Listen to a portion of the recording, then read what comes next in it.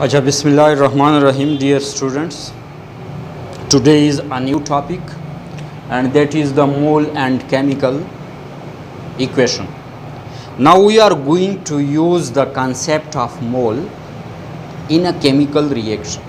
हम ये इस्तेमाल करेंगे that in the use of mole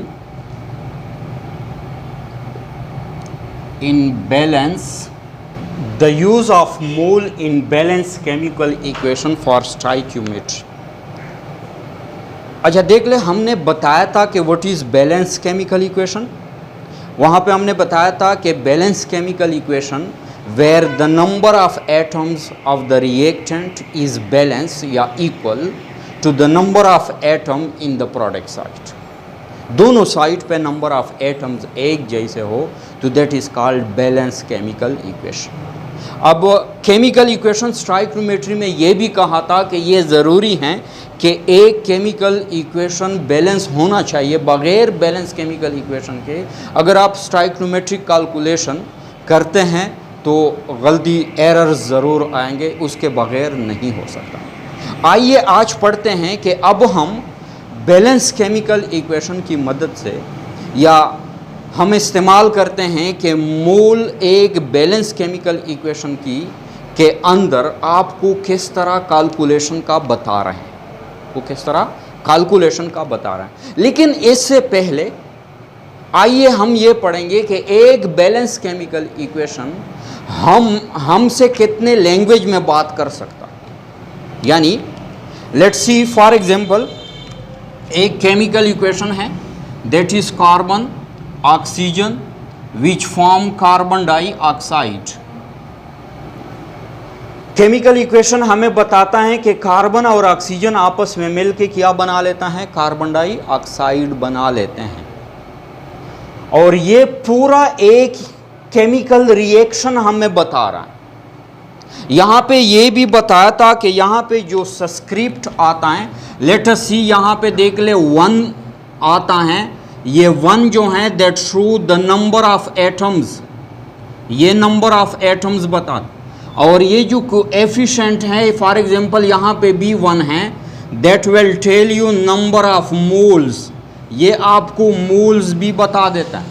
similarly अगर हम यहाँ पे पढ़ते हैं तो हमारे पास कार्बन का एक एटम है, या यूँ कह सकते हैं कि कार्बन का 1 मोल, 1 मोल एटॉमिक कार्बन है.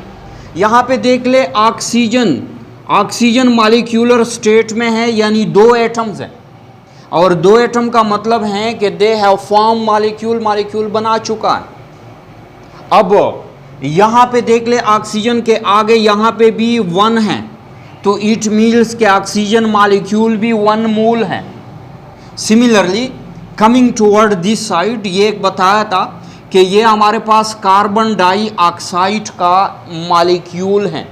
लेकिन कितने मॉलिक्यूल हैं इस मॉलिक्यूल में, कार्बन डाइऑक्साइड के एक मॉलिक्यूल में 1 एटम ऑफ कार्बन है और 2 एटम ऑफ ऑक्सीजन है, 2 एटम ऑफ ऑक्सीजन है. और यहाँ पे देख ले, यहाँ पे हमारे पास है 1, and therefore that also tell us that carbon dioxide molecule is 1 mole. यानी हम ये कहते हैं यहाँ पे कि हमारे पास जो केमिकल रिएक्शन हो रहा है that is represented in a chemical equation, उसमें हमें ये बताया जा रहा है कि कौन सी चीज़ें मिलते हैं और क्या बनाते हैं. और साथ साथ में ये जो हम यहाँ पे फिगर रिप्रेजेंट करते हैं, आया कोएफिशिएंट में रिप्रेजेंट करते हैं या इसके सब्सक्रिप्ट में रिप्रेजेंट करते हैं, that will tell us the number of carbon atoms.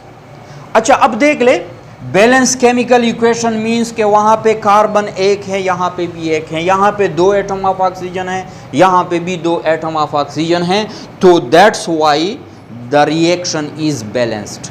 आइए अब चलते हैं, हम पूछते हैं इस केमिकल इक्वेशन से दोबारा कि ये हमें कुछ कैलकुलेशन के लिहाज से हमें कौन से इंफॉर्मेशन दे रहे हैं. यानी अगर हमने कह दिया कि the balance chemical equation the balance chemical equation give us informations in three language.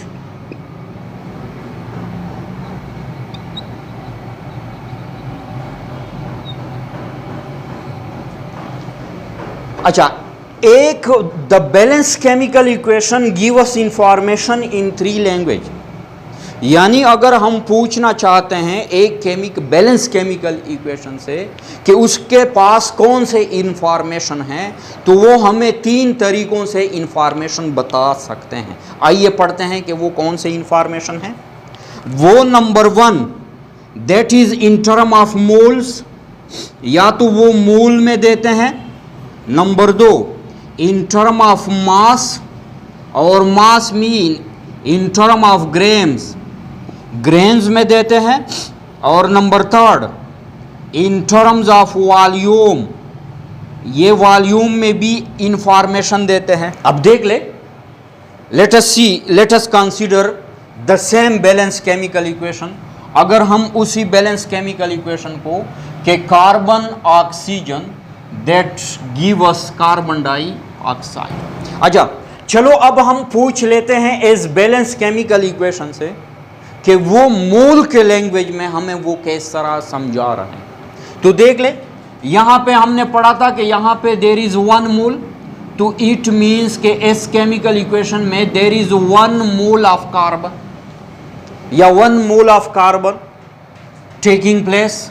और यहाँ पे देख ले ऑक्सीजन, तो ऑक्सीजन में भी there is 1 mole of oxygen, and similarly there is 1 mole of carbon dioxide. सादा अल्फाज में बैलेंस केमिकल इक्वेशन हमें बता रहा है कि अगर हम 1 मोल कार्बन मिला लेते हैं 1 मोल ऑक्सीजन मॉलिक्यूल के साथ, तो इससे कितना बनेगा? 1 मोल कार्बन डाइऑक्साइड बनेगा।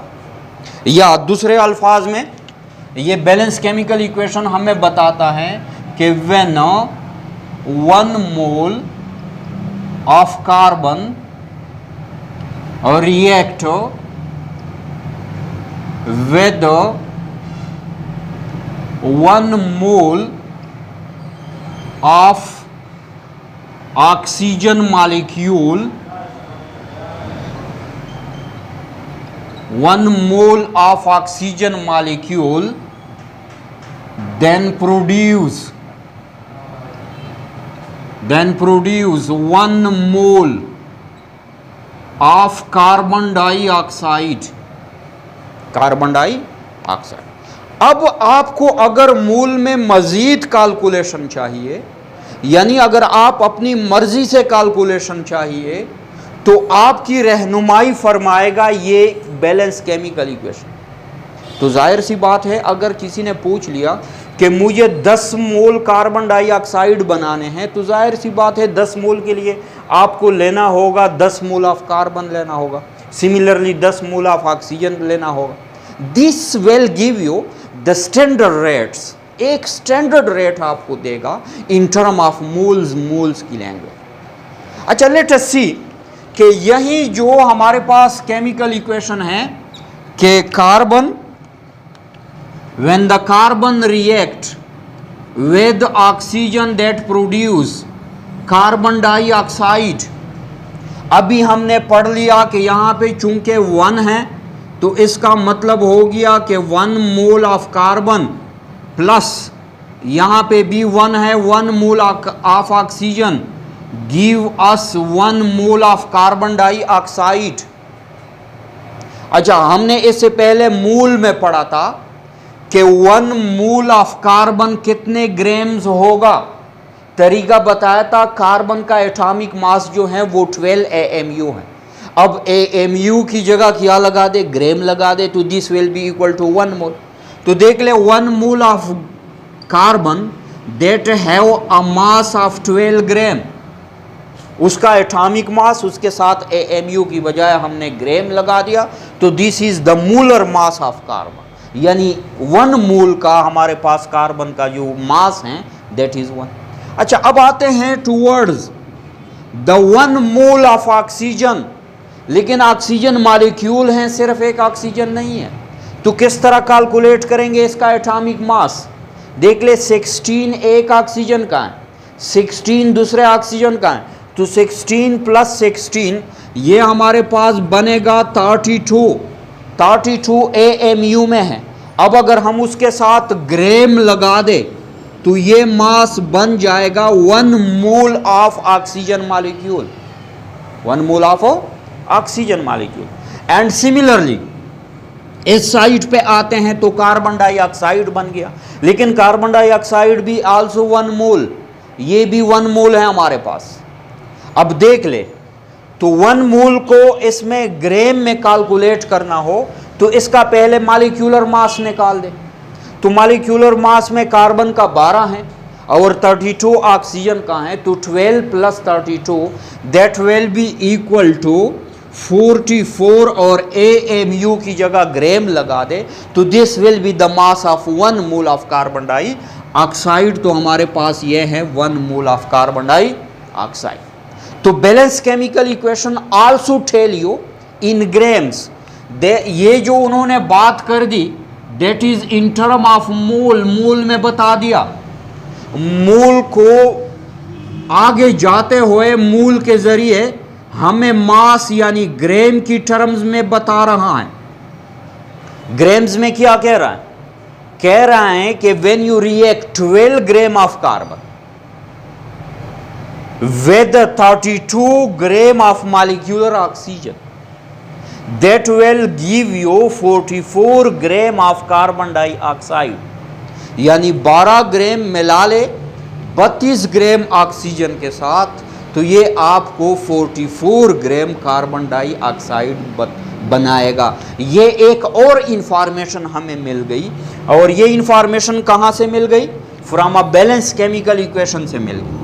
अब balance chemical equation is talking us in the language of gram, gram की जुबान में हम बता रहे। इसके बाद एक और लैंग्वेज है number 3, that is called in language of volume, volume की लैंग्वेज में। लेकिन वॉल्यूम को समझने से पहले हमें एक और लॉ में जाना होगा। एक और साइंटिस्ट हैं, that is called Avogadro law, Avogadro's law। Avogadro laws को हम आगे तफसील में पढ़ेंगे, वो आ रही हैं नेक्स्ट चैप्टर में आ रही हैं, लेकिन यहाँ पे हम थोड़ा सा उसका एक क्लिप उठा लेते हैं। वो कहते हैं Avogadro कि किसी भी चीज़ का 1 मोल लेगा 1 वॉल्यूम, किसी भी गैस मॉलिक्यूल का 1 मोल लेगा 1 वॉल्यूम।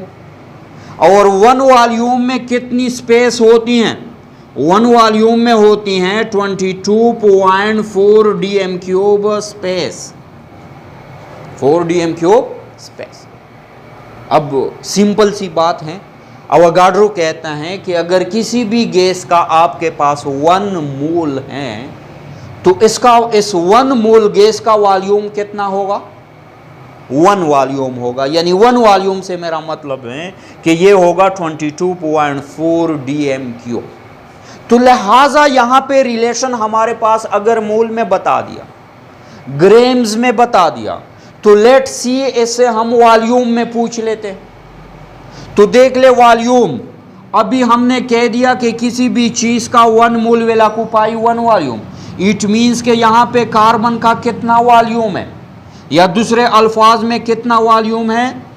dm³ वॉल्यूम है। यानी अगर कार्बन 1 मोल है तो ये कितना वॉल्यूम लेगा? 22.4 dm³ वॉल्यूम लेगा। सिमिलरली ऑक्सीजन कितने मोल हैं? ये देख ले, ऑक्सीजन भी हमारे पास 1 मोल है, तो 1 मोल का मतलब है कि ये कितना वॉल्यूम लेगा? ये दोबारा उतना ही वॉल्यूम लेगा। सिमिलरली हमारे पास कार्बन डाइऑक्साइड, ये कितने मोल हैं? Again that is 1 mole, 1 mole will occupy 22.4 dm cube of volume. तो ये पैर इतना वॉल्यूम है। तो अब देख ले वॉल्यूम की लैंग्वेज में हमें ये बैलेंस केमिकल इक्वेशन समझा रहा है। वॉल्यूम की लैंग्वेज में हमें ये बैलेंस केमिकल इक्वेशन समझा रहा है कि अगर आपने 22.4 dm cube volume of carbon ले लिया और उसको रिएक्ट कर दिया 22.4 dm क्यूब ऑक्सीजन मॉलिक्यूल के साथ, तो ये आपको देगा 22.4 dm cube of carbon dioxide. तो ये हमें एक स्टैंडर्ड वैल्यूज दे रहा है, यानी balance chemical equation is helpful, यानी आपको ये बता रहा है कि आपको कितना प्रोडक्ट बनाना है, उस प्रोडक्ट के लिए आपको कितने रिएक्टेंट लेने होंगे, कितने रिएक्टेंट लेने होंगे। और ये इंफॉर्मेशन हमें कौन दे रहा है? बैलेंस केमिकल इक्वेशन दे रहा है। बगैर बैलेंस केमिकल इक्वेशन के हम कुछ भी कैलकुलेट नहीं कर सकते। अब फॉर एग्जांपल एक फैक्ट्री का मालिक है, उसने आपसे कह दिया कि हमें 5000 सोप पैकेट्स बनाने हैं, 5000, क्योंकि फैक्ट्री में हमारे पास 5000 सोप पैकेट्स को रखने की जगह। अब वो केमिस्ट से कहता है कि इसके लिए कैलकुलेशन कर दे कि कितने रिएक्टेंट आपस में मिला ली ताकि हमारे पास 5000 पैकेट्स बन जाए। अब देख ले, अगर केमिस्ट ने सही कैलकुलेशन कर दी, with the help of balance chemical equation calculation कर दी, तो एग्जैक्टली ही will prepared 5000 packet of soap.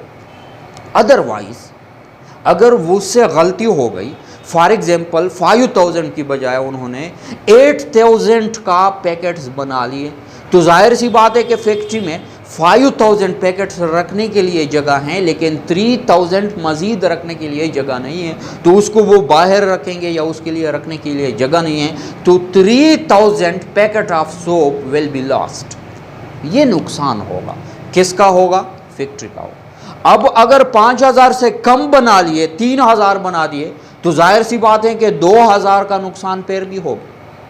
अब ज़्यादा बनाएंगे फिर भी नुकसान है, कम बनाएंगे फिर भी नुकसान, यानी एग्जैक्टली आपको 5000 बनाने होंगे। अब फैक्ट्री का मालिक अगर आप कैलकुलेशन में गलत हो गए, उसको 3000 या 2000 सोप पैकेट्स का नुकसान दे दिया, तो अगले दिन आपको क्या करेगा? चलता बने। वो केमिस्ट कामयाब होगा जो बिल्कुल सही बैलेंस केमिकल इक्वेशन को इस्तेमाल करेंगे। लेट्स सी, एक हम कहते हैं कि किसी ने हमसे कह दिया number 1 prepared 88 grams of carbon dioxide. किसी ने हमसे कह दिया कि 88 gram of carbon dioxide prepared करो, तैयार करो। देख ले, ये बात जुबानी नहीं हो सकती। इसके लिए जो फर्स्ट टिप है, इसको हल करने के लिए, यानी ये हिसाब लगाने के लिए फर्स्ट टिप जो है, you will have to ask from balance chemical equation.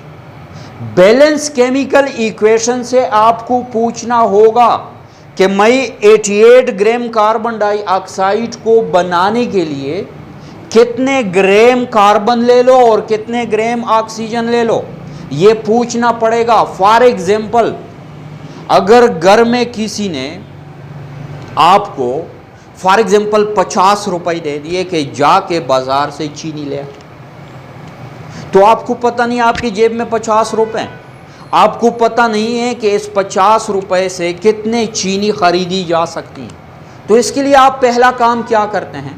आप दुकानदार के पास जाते हैं और दुकानदार से रेट पूछते। दुकानदार आपको बताएगा, वो किलो का रेट बताएगा आपको कि for example let us suppose कि 20 रुपए पे 1 किलो मिलता है। अब 20 रुपए पे 1 किलो मिलता है, उसने स्टैंडर्ड रेट बता दिया। मजीद आपके जेब में कितने हैं? आपके जेब में 50 रुपए हैं, तो बाकी आप कैलकुलेशन कर दे कि 50 रुपए पे कितने आ जाएगी। फॉर एग्जांपल 2.5 यानी 2.5 किलो आ जाएगी। तो बैलेंस केमिकल इक्वेशन आपको काम देगा जस्ट लाइक दुकानदार, आपको स्टैंडर्ड रेट बताएगा कि इतने से इतना बनता है, या इतने बनाने के लिए हमें इतने ग्राम्स या इतने मोल्स या इतने वॉल्यूम की ज़रूरत पड़ती है, तो बाकी आप खुद कैलकुलेशन करेंगे। लेट अस सी, आपने बैलेंस 88 ग्राम आपने बनाने हैं, जुबानी ये नहीं हो सकता, पहले आना होगा बैलेंस केमिकल इक्वेशन से पूछना होगा। बैलेंस केमिकल इक्वेशन आपको रेट बताएगा, चूंकि आप ग्राम में रेट चाहते हैं, यानी ग्राम के लैंग्वेज में उससे पूछना चाहते हैं, तो जाके उससे पूछ ले, ग्राम की लैंग्वेज में वो बताएगा कि 12 ग्राम कार्बन 32 ग्राम ऑक्सीजन के साथ मिलाएंगे तो आपको 44 ग्राम कार्बन डाइऑक्साइड मिलेगा। ये उन्होंने एक रेट बता दिया। अब बाकी आपका काम, आपको कितना प्रिपेयर करना है, 88 प्रिपेयर करना है। तो देख ले, हम पूछ लेते हैं तो न्यूमेरिकली इसको किस तरह आप लोग सॉल्व करेंगे। Number 1, if 12 grams of carbon give us 44 gram of carbon dioxide, 44 gram of carbon dioxide. अगर 12 ग्राम हमें 44 ग्राम देता है, समझिए। और सिमिलरली ये भी कहता है कि 32 ग्राम हमें कितना कार्बन डाइऑक्साइड देता है, 44 ग्राम देता है। यानी इसके बाद 32 grams of oxygen give us 44 gram of carbon dioxide. यानी 44 ग्राम कार्बन डाइऑक्साइड को बनाने के लिए आपने 12 ग्राम कार्बन लेना होगा और 32 ग्राम ऑक्सीजन लेने होंगे। आप कितना बना रहे हैं, 88 बना रहे हैं। पहले इसको जुबानी हल कर दें। अगर 44 के लिए 12 32 चाहिए तो 88 के लिए कितना चाहिए, तो ये अमाउंट डबल कर दे, यू विल गेट 88 ग्राम। अब देख ले, 88 के लिए आपको चाहिए 24, यानी 88 के लिए यहां पे हम लिख देते हैं 24 ग्राम ऑफ कार्बन चाहिए, इसको डबल कर दे, 64 ग्राम ऑफ ऑक्सीजन चाहिए, तो ये आपस में मिलाएंगे, आपके पास बनेगा 88 ग्राम कार्बन डाइऑक्साइड। लेकिन ये बात याद रखे कि हमें हिसाब आगे बढ़ाना है, तो with the help of balance chemical equations. तो बैलेंस केमिकल इक्वेशन को हम इस्तेमाल करके हम आगे का आपको कितने की ज़रूरत है ये हम बढ़ा सकते हैं। लेट्स इसका हम थोड़ा सा कैलकुलेशन करते हैं ताकि आप लोगों को समझ आ जाए। गोइंग टूवर्ड, अच्छा लेट्स जाते हैं toward the same chemical equation. उसी तरह हम आगे चलते हैं। तो हमने फॉर एग्जांपल यहाँ पे हम कैलकुलेशन किस तरह करेंगे। लेट सी, किसी ने कह दिया कि प्रिपेयर्ड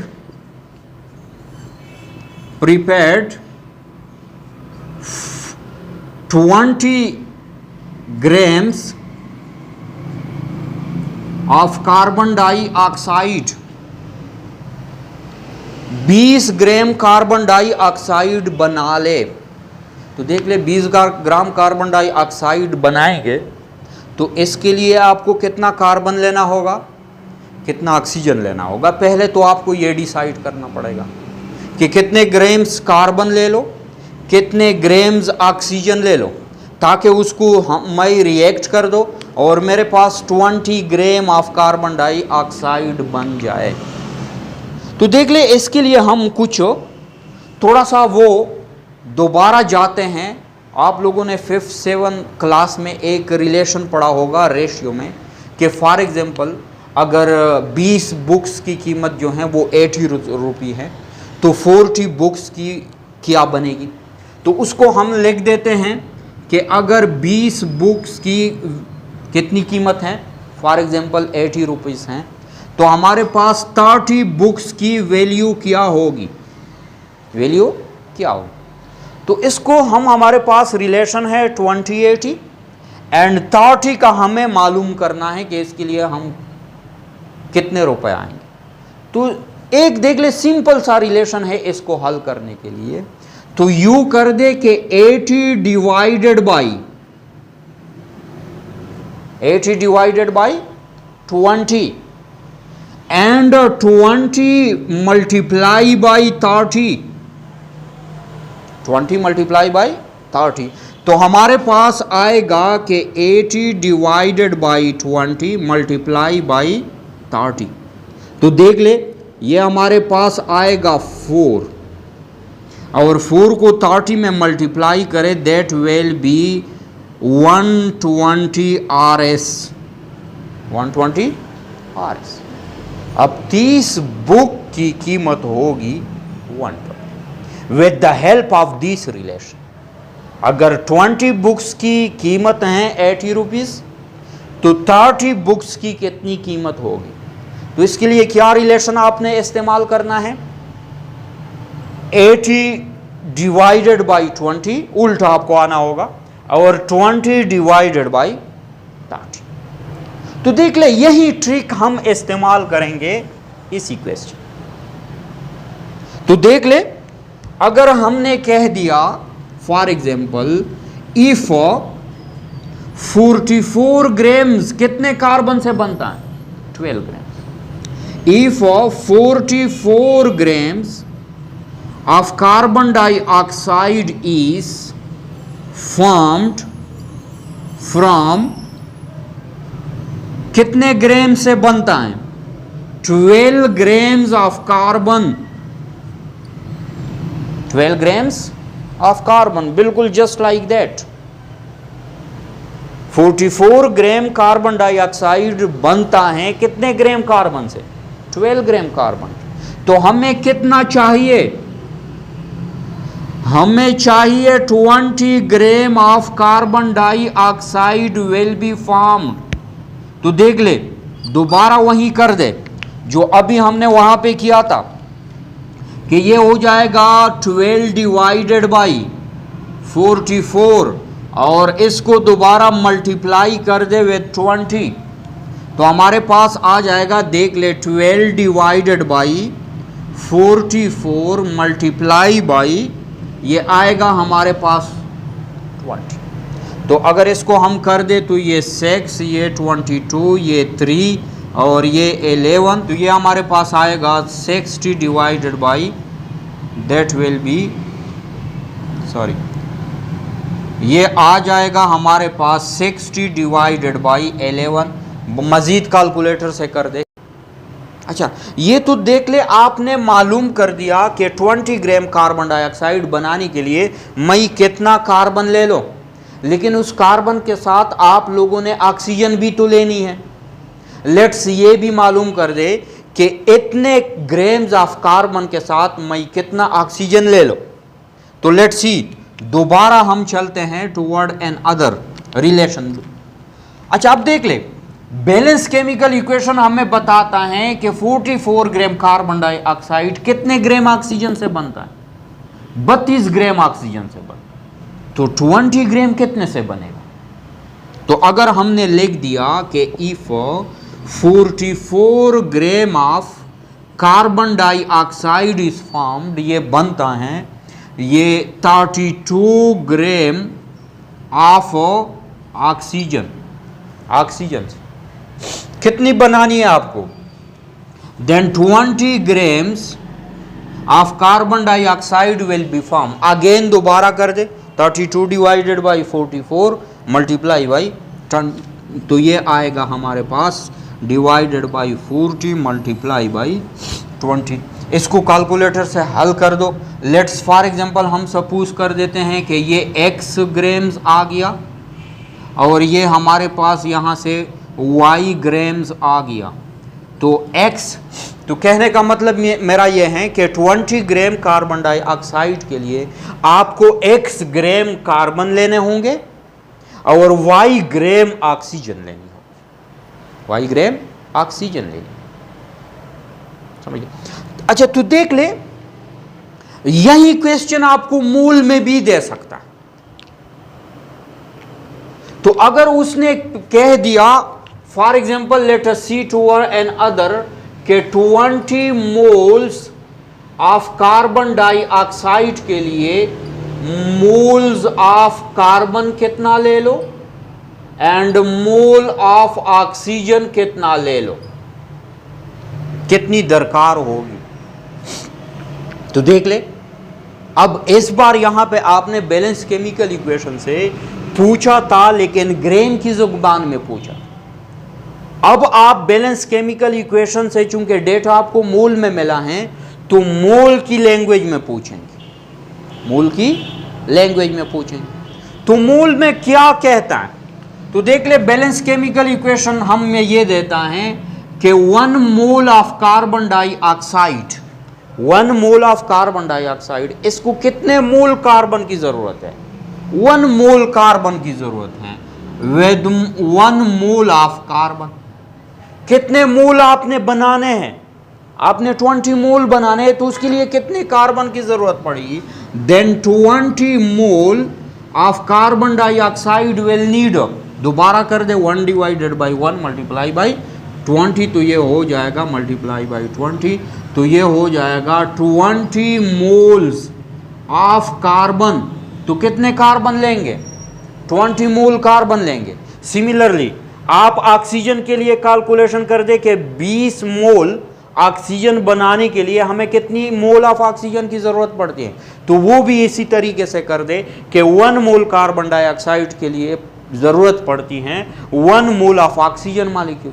तो 20 के लिए कितनी की ज़रूरत पड़ेगी, वही 20 मोल ऑफ ऑक्सीजन मॉलिक्यूल की ज़रूरत पड़ेगी। सिमिलरली यहाँ पे हमने कहा था कि 1 mole will occupy 1 volume, 1 mole will occupy 1 volume of oxygen and that will form 1 volume of, तो आप उससे वॉल्यूम की लैंग्वेज में भी पूछ सकते हैं। फॉर एग्जांपल किसी ने कह दिया कि 20 वॉल्यूम हमें कार्बन डाइऑक्साइड चाहिए, तो दोबारा पूछ ले कि 1 वॉल्यूम बनाता है 1 वॉल्यूम ऑफ कार्बन रिक्वायरमेंट है, तो 20 mole will require 20 mole of carbon. तो similarly 1 volume required 1 volume of oxygen, 20 के लिए कितनी की ज़रूरत पड़ेगी, वही 20 की ज़रूरत पड़ेगी। तो लिहाजा let us see another example, एक और एग्जाम्पल लेते हैं जो आपके बुक में दिया है, इससे जाके हम आगे लेक्चर में चलते हैं। तो for example you have iron और ये मिलता है सल्फर के साथ, ये बना लेता है आयरन सल्फाइड, आयरन सल्फाइड, और ये केमिकल इक्वेशन बैलेंस भी हैं। तो इससे पूछते हैं 3 ज़ुबानों में, यानी जब आपने 3 ज़ुबानों में उससे पूछेंगे तो आपके लिए मज़ीद कैलकुलेशन क्या हो जाएगा, आसान हो जाएगा। तो देख ले हमने पढ़ा था कि यहाँ से आप नंबर ऑफ मोल्स मालूम करेंगे, तो यहाँ पे देख ले 1 मोल है यानी आयरन मीन्स 1 मोल, यहाँ पे भी 1 मोल है तो दैट इज़ 1 मोल, और यहाँ पे भी है कि यहाँ पे भी हमारे पास है 1 मोल। तो मोल की लैंग्वेज में बता रहा है कि 1 मोल आयरन ले ले, 1 मोल सल्फर उसके साथ रिएक्ट कर दे, you will get 1 mole of iron sulphide. Similarly अगर उससे हम ग्राम की लैंग्वेज में पूछ ले तो देख ले आयरन का एटॉमिक मास जो है that is 56 AMU, that is 56 AMU। अब अगर उससे मूलर मास बनानी, Müller mass means the mass of 1 मोल बनानी है, तो क्या कर दे, इस AMU की जगह क्या लगा दे, ग्राम लगा दे, तो this will be the mass of 1 mole of iron. यानी 1 मोल ऑफ आयरन का मतलब ये है कि हमने 56 ग्राम ऑफ आयरन लिया हुआ है। Similarly plus 1 mole of sulphur, sulphur का एटॉमिक मास है 32 AMU। अब AMU की जगह सिर्फ क्या कर दे, ग्राम्स लगा दे, तो ये बन जाएगा मास ऑफ 1 मोल। तो देख ले 1 मोल सल्फर का मास है 32 ग्राम।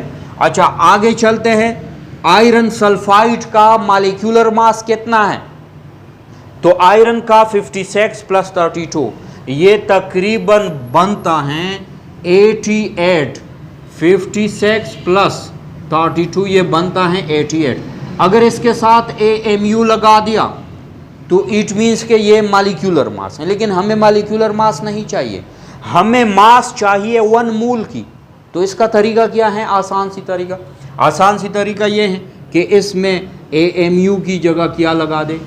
ग्राम लगा दे, तो this will be the mass of 1।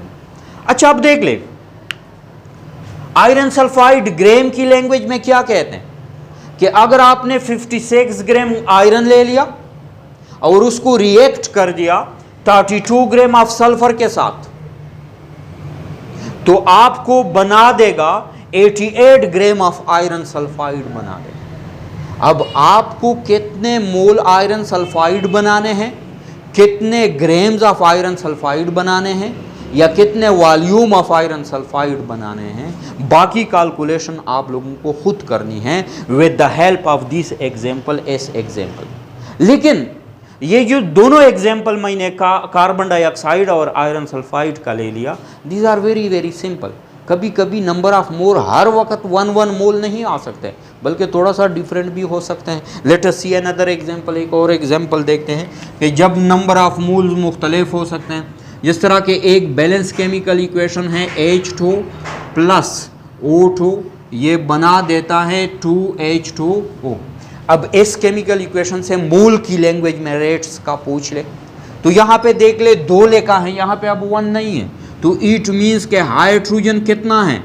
There is 2 mole, plus oxygen का 1 है, तो इट मोल के ये 1 है। देख ले H2 के आगे 2 लिखा है, इसका मतलब हो गया कि दैट इज 2 मोल, ये 2 मोल है। समझ?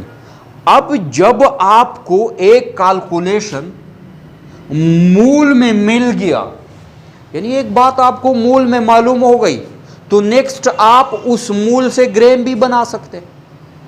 जो कि हमने मूल में पढ़ा था कि मूल में कितने ग्राम आएंगे, तो जाहिर सी बात है, देख ले यहां पे हाइड्रोजन के टोटल कितने एटम्स है? चलो पहले एटम्स के हिसाब हम लगा दें। 4 एटम्स है और उसका 1 AMU 1 मूल के 1 AMU बराबर है 1 मूल के बराबर होगा। लेकिन यहां पे हाइड्रोजन एटम नहीं है, हाइड्रोजन मॉलिक्यूल है H2। देख ले, अगर हम यहां पे लिख दे H2 मॉलिक्यूल है, एटम नहीं है, तो 1 plus 1 that is 2 AMU। 2 AMU इसका मॉलिक्यूलर मास है। अब 2 AMU इससे 1 मूल किस तरह बनाएंगे? इस 2 के साथ क्या लगा दे? ग्राम लगा दे, this will be equal to 1 mole, ये 1 मूल के बराबर हो जाएगा। समझिए, यानी हाइड्रोजन मॉलिक्यूल के 1 मूल का कितना मास है? 2 ग्राम। लेकिन यहां पे कितने मूल्स हैं? यहां पे 2 मूल्स हैं इस केमिकल। तो अगर 1 मूल 2 ग्राम है, तो 2 मूल कितने के बराबर हो जाएंगे? That will B 4 grams, that will B 4 ग्राम। तो ये बराबर हो जाएगा 4 ग्राम, क्योंकि इससे हमें डबल करना होगा, क्योंकि मूल डबल हो गए तो ये ग्राम भी उसका क्या हो जाएगा? डबल हो गया। नंबर ऑफ पार्टिकल्स भी डबल हो जाए। इसके बाद आते हैं टूवर्ड ऑक्सीजन 1 मोल है, और यहाँ पे भी हमने देख लिया था कि यहाँ पे भी ऑक्सीजन 1 मोल था, तो इसका तो वही आएगा 32 ग्राम ऑफ ऑक्सीजन। अच्छा, अब देख ले वाटर की तरफ आते हैं। वाटर पर 2 मोल है, लेकिन पहले ये तो मालूम कर दे कि वाटर के 1 मोल का कितना वजन है। तो देख ले वाटर के 1 मोल H2O 2 हाइड्रोजन है 2 और 16 ऑक्सीजन है, तो 18 AMU। अब 18 के साथ क्या लगा दे? Gram. This will be the mass of 1 mole of water, 1 mole of water. अब अगर यहाँ पे 2 मोल बनाने हैं तो 18 ग्राम भी क्या हो जाएगा? डबल हो जाएगा। लेकिन यहाँ बैलेंस केमिकल इक्वेशन में हमारे पास 2 मोल हैं, 1 मोल नहीं है, 2 मोल है। अब 18 को हमें क्या करना पड़ेगा? डबल करना पड़ेगा। तो हमारे पास ये बनेगा 36 ग्राम। 2 मोल ऑफ वाटर, यहाँ पे देख ले 2 मोल ऑफ वाटर, मास जो है दैट इज 36 ग्राम। क्या बता रहा है? दोबारा बता रहा है बैलेंस केमिकल इक्वेशन हमें। पहले हम उसे मूल की लैंग्वेज में पूछें कि 2 मोल्स ऑफ हाइड्रोजन मॉलिक्यूल जब रिएक्ट करता है 1 मोल ऑफ ऑक्सीजन के साथ, तो ये हमें बना देता है 2 मोल of water molecule, 2 mole of water. ये स्टैंडर्ड रेट। अब अगर आपने 4 मोल बनाने हैं, ये 4 मोल बनाने हैं, यानी ये डबल कर दिया तो इसको भी डबल कर दे, 4 मोल ये हो जाएगा, 2 मोल ये हो जाएगा, समझिए। 10 मोल बनाने हैं, समझिए, तो 10 मोल के लिए 10 मोल हाइड्रोजन लेना पड़ेगा और 5 मोल ऑक्सीजन लेना पड़ेगा। तो इसी हिसाब से हम आगे जाएंगे, यानी मोल में जितना रिक्वायर्ड है, लेकिन पूछना होगा यहां पे, पहले पूछना होगा बैलेंस केमिकल इक्वेशन से पूछना होगा कि स्टैंडर्ड रेट्स क्या चल रहे हैं। वो आपको कीमत बताएगा कि 2 मोल हाइड्रोजन 1 मोल ऑक्सीजन देगा आपको 2 मोल ऑफ वाटर। लेट्स दूसरे अल्फाज में हम पूछ लेते हैं, ग्राम्स की लैंग्वेज में अगर उससे पूछ ले तो वो बताएगा आपको कि 4 ग्राम हाइड्रोजन मॉलिक्यूल जब हम रिएक्ट कर देते हैं 32 ग्राम ऑक्सीजन के साथ, तो ये हमें बनाएगा 36 ग्राम वाटर बनाएगा। ये एक और स्टैंडर्ड रेट उसने बता दिया। सिमिलरली इसके बाद अगर हम 36 की बजाय 72 ग्राम वाटर बनाने, तो रेट तो हमें मालूम हो गया।